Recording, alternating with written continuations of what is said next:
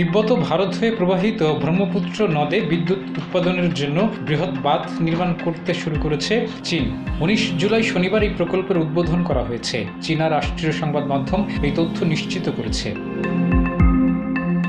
2024 সালের ডিসেম্বরে চীন তিব্বতের কাছে পরিচিত ইয়ারলুং জাংপো এবং ভারতের কাছে পরিচিত ব্রহ্মপুত্র নদীর উপর বাঁধ নির্মাণের অনুমোদন দেয়। রোববার 20 জুলাই এক প্রতিবেদনে খবর দিয়েছে ভারতের গণমাধ্যম এনডিটিভি।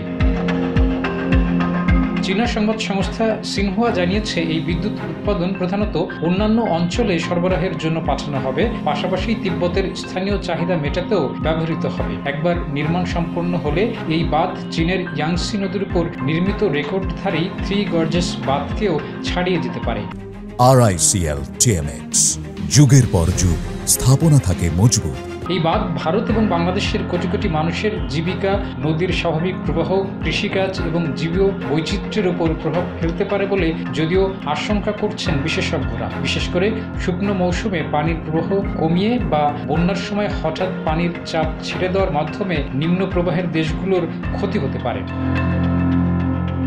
প্রকল্পে 5টি জলবিদ্যুৎ কেন্দ্র নির্মাণের পরিকল্পনা রয়েছে। সিনহুয়া জানিয়েছে, এই প্রকল্পের ব্যয় $1.2 ট্রিলিয়ন বা $167.1 বিলিয়ন খরচ হবে। চলতি বছরের জানুয়ারিতে ভারত এই প্রকল্প নিয়ে চীনের কাছে উদ্বেগ প্রকাশ করে জানায়, তারা পরিস্থিতি পর্যবেক্ষণ করছে এবং প্রয়োজনে স্বার্থ রক্ষায় প্রয়োজনীয় পদক্ষেপ নেবে। তখন ভারতের পররাষ্ট্র মন্ত্রণালয় বলেছিল, উজানে চীনের কার্যকলাপে যেন ব্রহ্মপুত্রের নিম্ন প্রবাহের দেশগুলোর স্বার্থ ক্ষুণ্ণ না হয় সে বিষয়ে চীনকে সতর্ক করা হয়েছে।